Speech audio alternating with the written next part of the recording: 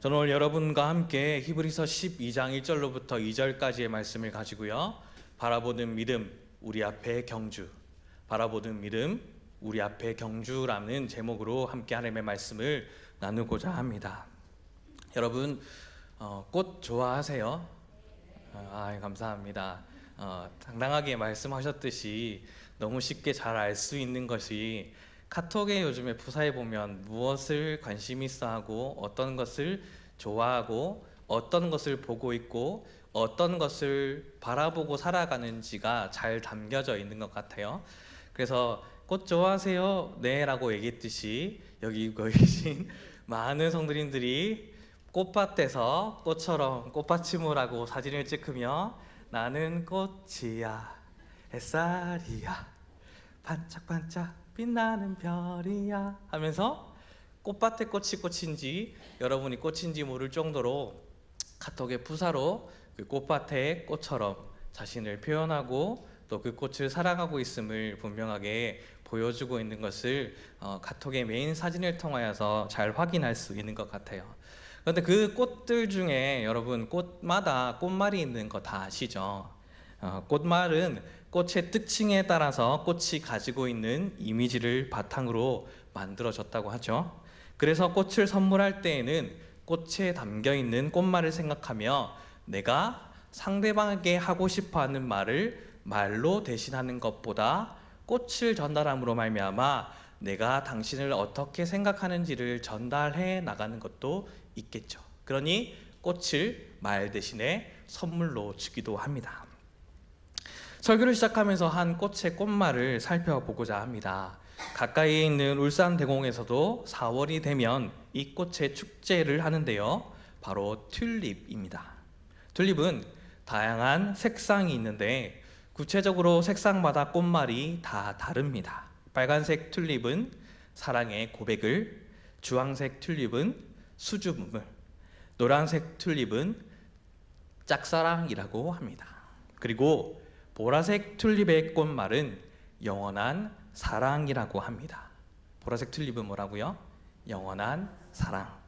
변치 않는 사랑, 영원한 사랑을 뜻하는 꽃이 바로 보라색 튤립이죠. 하나님이 오늘 나에게 주시는 꽃이 어떤 꽃일까 생각해 보십시오. 그러면 바로 이 보라색 튤립을 나에게 주시지 않겠습니까? 왜냐하면 보라색 튤립의 꽃말은 무엇이라고요? 영원한 사랑, 변하지 않는 사랑.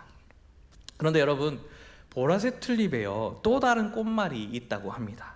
바로 영원하지 않는 사랑이라고 합니다. 뭐라고요? 영원하지 않는 사랑. 앞선에는 영원한 사랑이라는 꽃말을 담고 있었는데 방금은 영원하지 않는 사랑이라는 꽃말을 동시에 갖고 있대요. 완전 상반되고 모순된 꽃말을 가지고 있는 듯합니다. 영원하면서도 영원하지 않는 사랑, 변치 않으면서도 변하는 사랑이라는 뜻을 가지고 있는 꽃이 바로 보라색 튤립입니다. 그러면 하나님께서 나에게 오늘 주시는 꽃이 보라색 튤립이라고 한다면 내가 하나님 앞에 드릴 꽃이 무엇이라고 생각해 보면 이 역시도 보라색 튤립은 아닐까요? 나도 하나님께 보라색 튤립을 드리지만 그 의미가 다를 수 있는 것이겠죠. 오늘 예배와 삶을 똑같이 하나님 앞에 드리지만 다른 의미로 하나님 앞에 우리는 드릴 수 있다는 사실입니다. 하나의 삶을 우리가 살아가지만 우리는 어떠한 선택을 하며 살아가느냐에 따라 누구를 의지하고 누구를 위해 살고 있느냐에 따라 우리의 인생은 완전히 상반된 인생을 살아가고 있다는 겁니다. 하나님께서 우리를 똑같은 그리스도인으로 부르셨습니다. 그리고 우리를 의롭다 하신 하나님께서 그 구원을 완성해 가실 겁니다.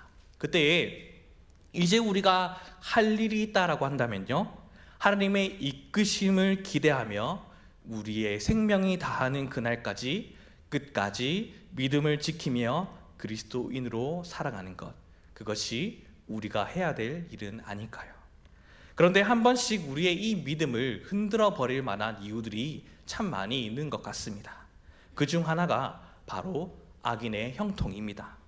끝없이 권력을 탐하고 높은 곳에 이르기 위해 수단과 방법을 가리지 않는 사람들, 그리고 그것을 이용해 약자를 업신여기며 갑질하거나 권력과 돈 앞에서 이미 정의와 평등의 이름을 상실한 현실의 모습을 반영하여 영상 매체를 통해 그 악들을 응징하는 대리만족들의 내용들을 담은 소재로 하는 영화나 드라마를 볼 때에 우리는 그것을 통해 대리만족하고 통쾌해하지 않으십니까?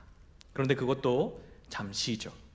문제는 이러한 어려움을 가져오는 쾌락, 그리고 물질 만능주의 등과 같은 것들이 더 이상 문제로 보지 않는 것 자체가 더 큰 문제입니다.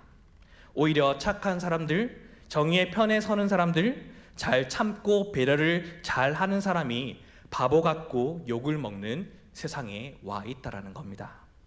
다들 그렇게 살아가니 나도 그냥 그렇게 살란다 하며 살아가면 참 좋겠지만 하나님은 다르시죠. 우리가 믿음의 그 길에 서고 걸어가라라고 말씀한다라는 거죠. 하나님의 자녀답게 의롭고 진실하며 구별되게 살아야 한다라고 말이죠. 그리스도인인 우리는 이러한 세상과 하나님의 말씀 사이에서 순간순간 고민들이 참 많이 있습니다. 고민하는 것만으로도 힘든데 하나님의 뜻을 지켜내지 못할 때의 죄책감에 우리는 또다시 힘겨워합니다. 그러다 보니 거칠 것 하나 없이 자기 감정에 충실한 믿지 않는 사람들이 부럽기까지 합니다. 그렇게 사는 사람들이 행복해 보이고 자신의 감정과 자신의 생각과 함부로 내뱉는 그러한 이야기를 터넣는 것들이 어쩌면 부러울 따름입니다. 그리고 그 사람들은 하나님 없는 듯이 잘 사는 것처럼 보이고 있죠. 오히려 묵묵히 참고 그 일을 어떠한 경우가 오더라도 여러 가지 이유들을 수용하고 포용하면서 그 일들을 묵묵히 감내하는 가운데에 말 한마디 하지 않고 하나님의 일들을 이룰 것을 기대하는 가운데에 그 삶을 걸어가는 믿는 나의 모습이 초라해 보일 때가 있습니다. 하나님께서는 왕같은 제사장, 거룩한 나라를 세워가는 사람으로 특별히 우리를 부르셨지 않으십니까? 그런데 정작 현실에서는 세상 앞에 위축이 되고 자신감이 없어지게 됩니다. 그뿐입니까? 교회 밖을 넘어서면 누군가가 교회를 욕하고 비난할 때면 나도 그리스도인입니다, 교회 다닙니다, 예수 믿습니다 말할 용기가 나지 않습니다. 그저 들키지 않고 이 대화가 얌전히 넘어가기를 기다릴 뿐이죠. 그래도 예전에는 학교 현장에서나 직장에서도 교회를 다니는 친구들도 그리고 함께하는 사원들도 있었던 것 같은데 이제는 학교에서나 어디에서나 주변에서 그리스도인 친구를 찾기가 여간 쉽지가 않습니다. 그리고 이런 생각이 그때에 들겠죠. 꼭 내가 그리스도인으로 살아야 하나? 꼭 나 혼자 이렇게까지 믿음을 지켜야 하나? 내가 유별날 필요가 있을까? 더 안타까운 건요, 그 모습들이 가정 안에도 있다는 거죠.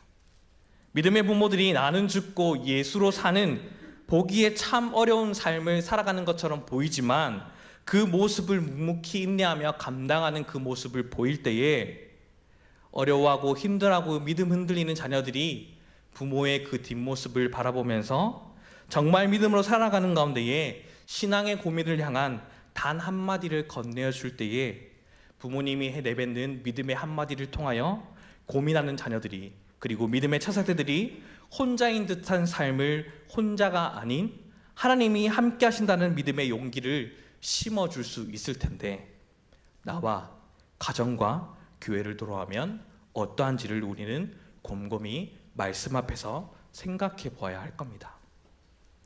종교는 믿고 안 믿고의 선택의 문제가 됩니다. 그렇지만 세상을 만드신 분이 하나님이라는 전제부터가 다른, 확연히 다른 우리는 진리를 믿는 사람들이죠. 너무나도 풍요로운 시대를 살고 있기에 자신이 조금만 노력한다면 손쉽게 돈을 가지고 그 돈을 마음껏 사용할 수 있는 시대가 요즘의 시대 아닙니까? 그리고 그 환경들로 말미암아 하나님을 찾아야 할 이유, 그렇게까지 나는 신앙생활을 할 필요가 없고 하고 싶지 않다는 말로 광적으로 믿으면 안 돼. 적정선을 유지하면서 라인을 잘 타야지. 그렇게 믿는 거 신앙 아니야. 나봐, 얼마나 나이스하게 잘 믿어. 이게 신앙이야. 그런 척 종교인들의 신앙관이 팽배합니다.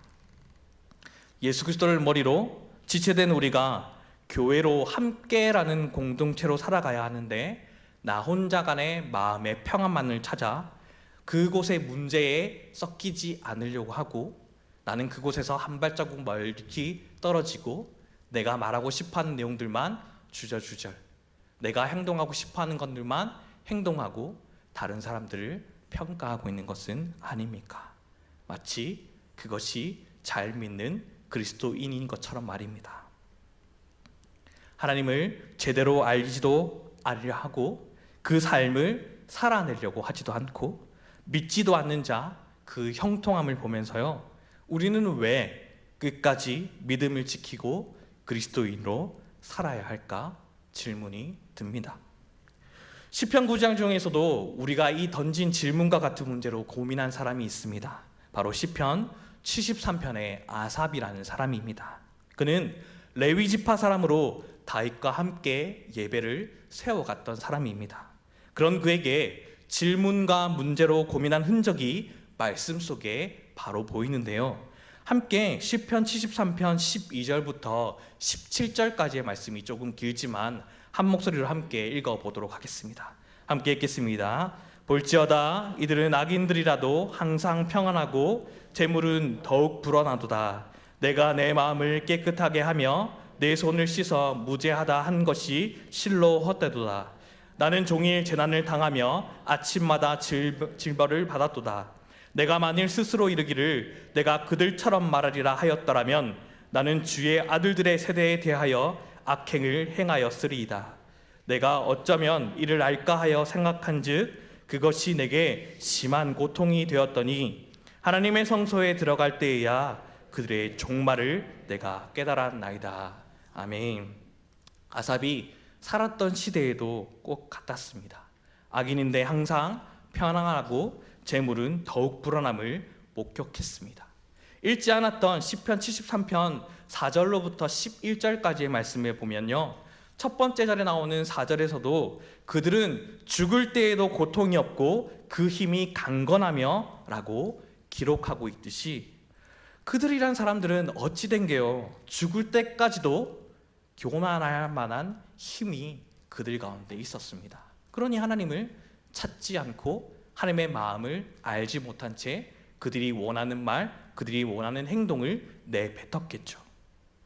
여러 가지 방법들로 각질을 하며 사람들을, 공동체를 어렵게 만들었을 테고요, 하나님을 비방하며 하나님의 백성들마저도 그들 편에 서게 만들었던 사람들이 있습니다. 이런 사람들을 보며 그는 하나님에 대한 의문, 상황에 대한 고민이 심한 고통이 되었다라고 합니다.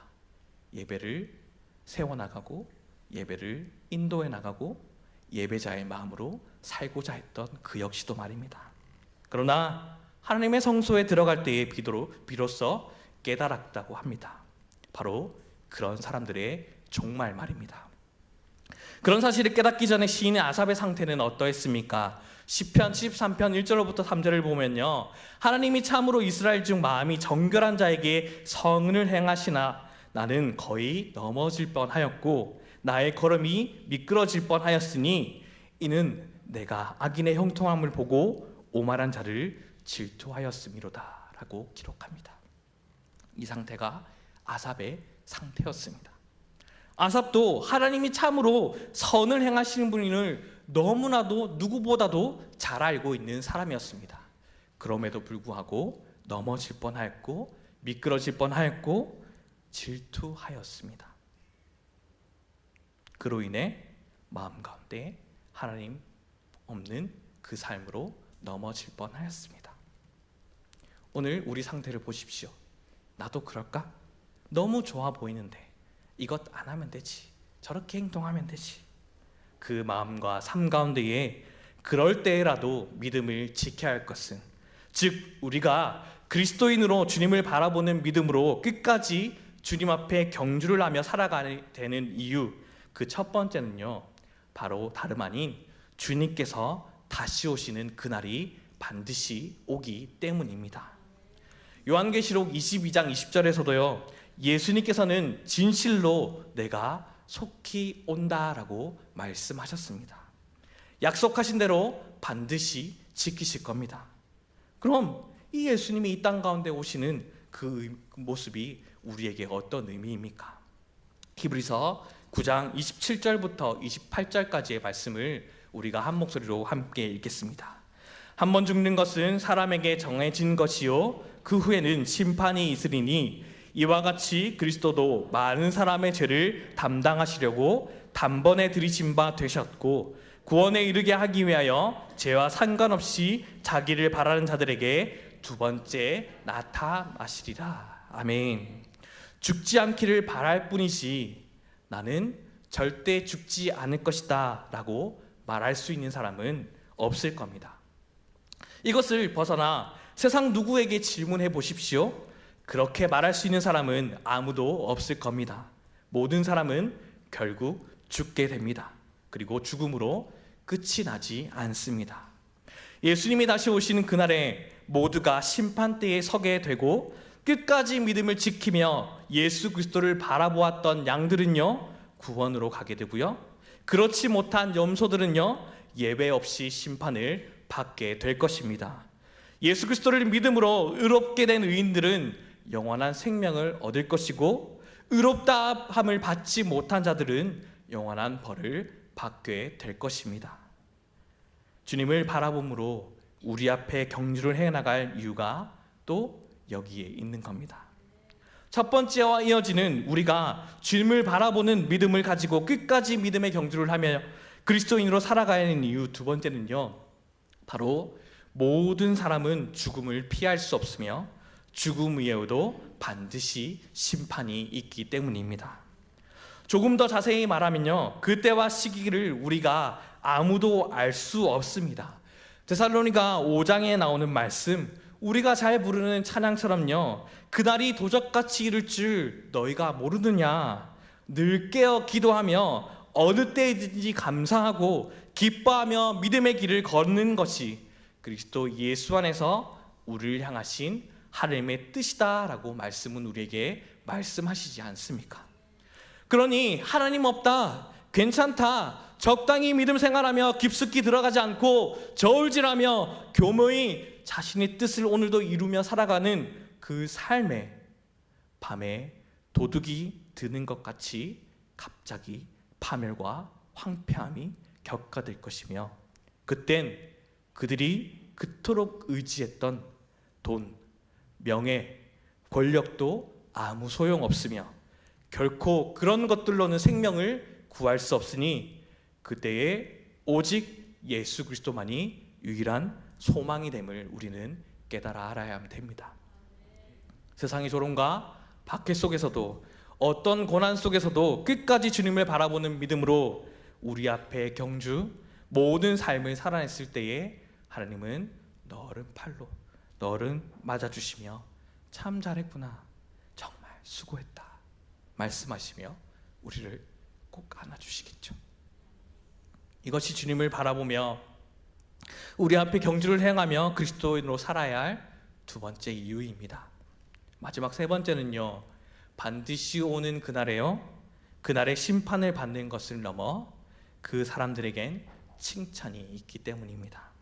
세상에서 어리석고 바보같이 여겼던 모든 순간들, 그리스도인이기에 자신의 유익을 우선시하기보다 착하고 진실하게 행하려고 했던 모든 순간들을요, 하나님께서는 칭찬하시고 반드시 보상하시기 때문입니다. 다음과 같이 말씀하시면서 말이죠. 마태복음 25장 23절의 말씀입니다. 함께 읽겠습니다. 그 주인이 이르되 잘하였도다, 착하고 충성된 종아, 내가 적은 일에 충성하였음에 내가 많은 것을 내게 맡기리니 내 주인의 즐거움에 참여할지어다 하고. 아멘. 우리는 이렇게 하나님의 자녀이자 상속자입니다. 계속해서 새벽 예배 가운데에 읽어나가는 말씀이 로마서의 말씀인데요, 화요일 본문이었던 로마서 8장 16절과 18절 말씀엔 이렇게 기록하고 있습니다. 로마서 8장 16절부터 18절 말씀도 우리가 함께 읽어봅시다. 성령이 친히 우리의 영과 더불어 우리가 하나님의 자녀인 것을 증언하시다니 자녀이면 또한 상속자 곧 하나님의 상속자요 그리스도와 함께한 상속자니 우리가 그와 함께 영광을 받기 위하여 고난도 함께 받아야 할 것이니라. 생각하건대 현재의 고난은 장차 우리에게 나타날 영광과 비교할 수 없도다. 아멘. 세상 사람들도 상속을 받는다고 하면요, 상속자로서 상속을 받기 위해 요구하는 의무를 해내려고 충실히 합니다. 상속받게 될 어마어마한 재산을 생각하면서 말이죠. 하물며 우리는 누구의 상속자입니까? 하나님의 상속자입니다. 우리가 받게 될 것은요, 세상의 건물, 땅, 돈으로 비교할 수 있을까요? 비교할 수 없습니다. 우리가 받는 것은 하나님이 허락하신 새 하늘과 새 땅입니다. 게다가 그곳에서 우리는 영원히 살 것입니다. 부활의 영광을 얻을 것입니다. 그저 너무 어마해서 실감이 나지 않고요, 가늠이 안 될 뿐이죠. 감히 상상이나 할 수 있습니까?